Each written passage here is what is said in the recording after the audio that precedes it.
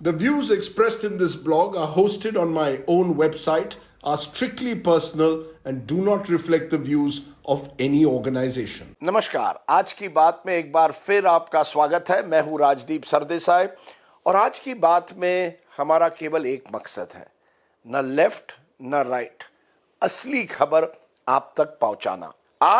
आज की बात पर बात करेंगे एक ऐसे गूगली का जो नरेंद्र मोदी सरकार ने जनता के सामने रखा है। गूगली है एक देश एक चुनाव, one nation one election. Modi सरकार कह रही है, कमेटी बनाई है, रामनाथ कोविंद जो पूर्व राष्ट्रपति थे उनकी अध्यक्षता में, जो डिस्कस करेगी कि क्या इस देश में वन नेशन वन इलेक्शन होना चाहिए, एक ही चुनाव एक बार राज्य के लिए, केंद्र के लिए, और साथ साथ एक स्पेशल सेशन ऑफ पार्लियामेंट भी बुलाया गया है 5 दिनों के लिए। कई अटकलें लगाई जा रही है। क्या चाहते हैं मोदी जी? जल्द चुनाव चाहते हैं या ये कोई नई उनकी एक नया पैतरा है? क्या है असलियत हम आपको बताएंगे आज। पहली बात आप जानिए, मोदी जी की सरकार की एक खासियत है और वो खासियत है हेडलाइन मैनेजमेंट। सुर्खियों को किस तरह से अपनी तरफ करना, उन्हें मैनेज करना। इसके लिए आपको क्रोनोलॉजी समझनी पड़ेगी।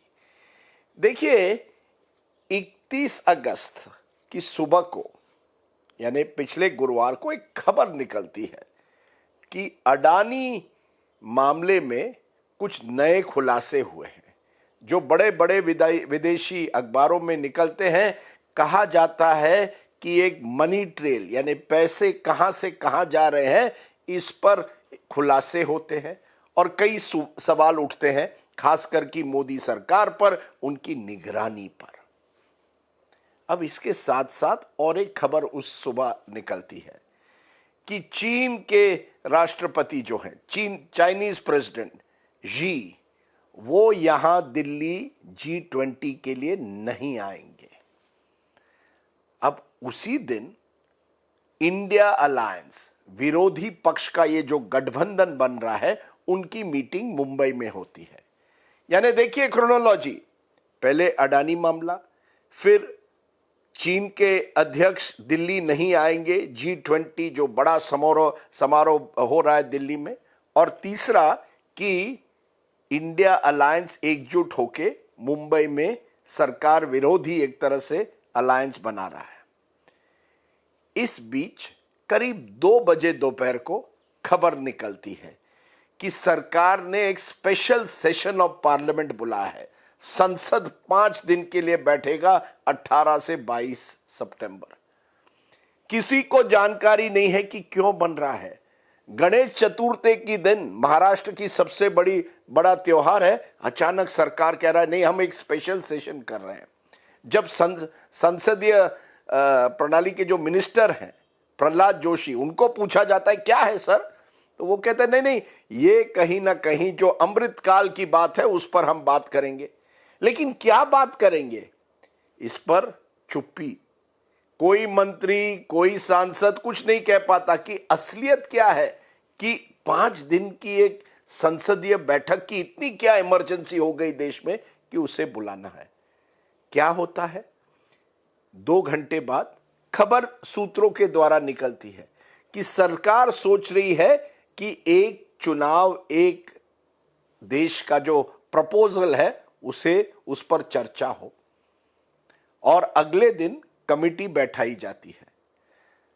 क्या होता है, हेडलाइन जो थे अडानी मामले पर, जी के ना आने पर, इंडिया अलायंस की मीटिंग पर, वो किनारे हो जाते हैं और सबकी नजर होती है प्राइम टाइम पर वन इलेक्शन वन नेशन।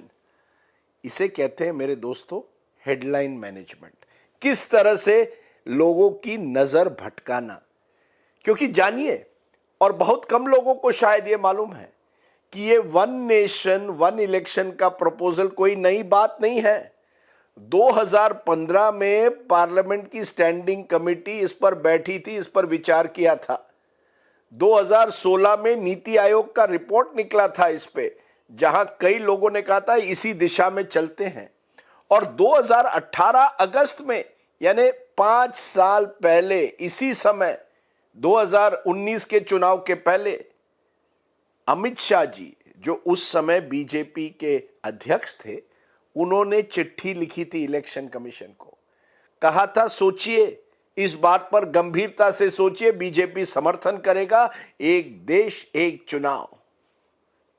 ये एक देश एक चुनाव का नारा नहीं है, नया नहीं है। प्रधानमंत्री इस पर कई बार बोल चुके हैं। लेकिन सवाल यह उठता है कि अब, जबकि केवल 6 से 8 महीने रह गए हैं आम चुनाव के लिए, जबकि 2 महीने बाद 5 राज्यों में चुनाव होने हैं, अब सरकार ने यह क्यों सोच लिया कि यह समय सही है? और यही वजह है। पहली, डाइवर्जन, लोगों का ध्यान भटकाइए। नंबर 2, इस पर नेशनल डिबेट हो जाए। नेशनल डिबेट मणिपुर पर नहीं करना है, नेशनल डिबेट बेरोजगारी पर नहीं करना है, नेशनल डिबेट किसानों पर नहीं होगा। नेशनल डिबेट होगा एक ऐसे मामले पर जहां सरकार को लगता है हम एक तरह से जनता को कह सकते हैं कि हम ऐसी सरकार है जो बड़ी जवाबदारी से कह रही है कि देखिए, हम देश का पैसा बचाना चाहते हैं। पैसे बचाना का, तो पैसे बचाने से अगर एक ही चुनाव एक समय हो तो आपके जो टैक्स पेयर के पैसे हैं, खास करके मिडिल क्लास, मध्यम वर्गीय समाज जो है, उसका पैसा बचेगा। आप जानिए, G20 पर बहुत खर्च होता है, लेकिन जब कि चुनाव आते हैं, सरकार अब कह रही है आपका पैसा बचाएंगे।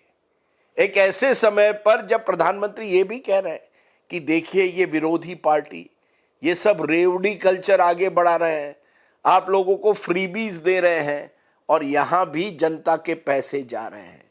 यानी सरकार एक तरह से राष्ट्रीय बहस करना चाहती है या शुरू करना चाहती है, जिसमें लोगों को लगे कि वाकई जो मोदी जी की सरकार है, उनका एकमेव लक्ष्य है आपका पैसा बचाना। इस पर बहस होनी चाहिए कि क्या इस देश में लगातार चुनाव होने से मॉडल कोड ऑफ कॉन्डक्ट जो आता है, उससे सरकार की निगाहें हमेशा चुनाव पर होती है, जिससे गवर्नेंस जो है वो कहीं ना कहीं कमजोर होता है। इस पर बहस जरूर हो, लेकिन इसके साथ साथ आप जानिए, इसका एक राजनीतिक मकसद है।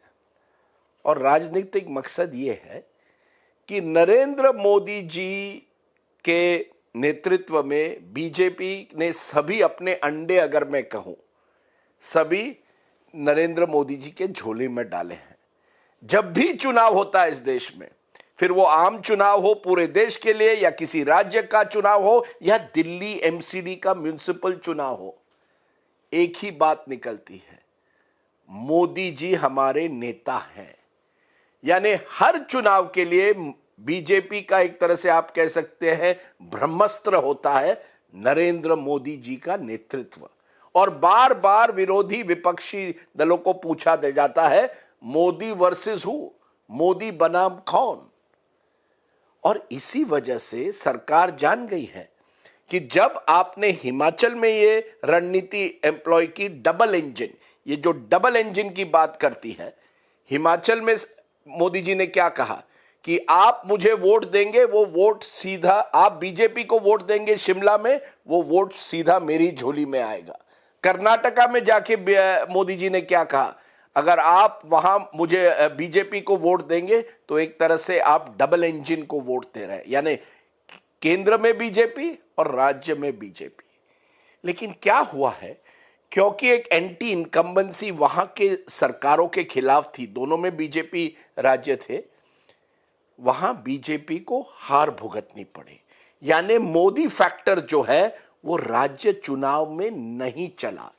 और मैं आपको और एक जानकारी दूं कि 2019 से जितने भी राज्य के चुनाव हुए हैं, वहां बीजेपी का परफॉर्मेंस उतना अच्छा नहीं होता जितना केंद्र में होता है, सिवाय एक असम का उदाहरण, जहां हिमंत बिस्वा शर्मा मजबूत मुख्यमंत्री है, और योगी आदित्यनाथ जो यूपी में बड़ी जीत हासिल की उन्होंने। बाकी राज्यों में आप देखिए देश भर में ज्यादातर, हाँ गुजरात को भी लीजिए, गुजरात तो मोदी जी का एक तरह से जन्मभूमि है, कर्मभूमि है। लेकिन इतर राज्य देखिए, झारखंड, महाराष्ट्र, हरियाणा, कर्नाटक, हिमाचल, कई ऐसे राज्य हैं जहां बीजेपी का परफॉर्मेंस नेशनल इलेक्शंस में बहुत अच्छा होता है, लेकिन जैसे हम राज्य के चुनाव में आते हैं उनको एक टक्कर उनके खिलाफ विपक्ष टक्कर देती है। दिल्ली का उदाहरण लीजिए, 2019 में लोकसभा में 7 के 7 सीटें लोकसभा में बीजेपी जीती थी, करीब 50% से ऊपर वोट आया था।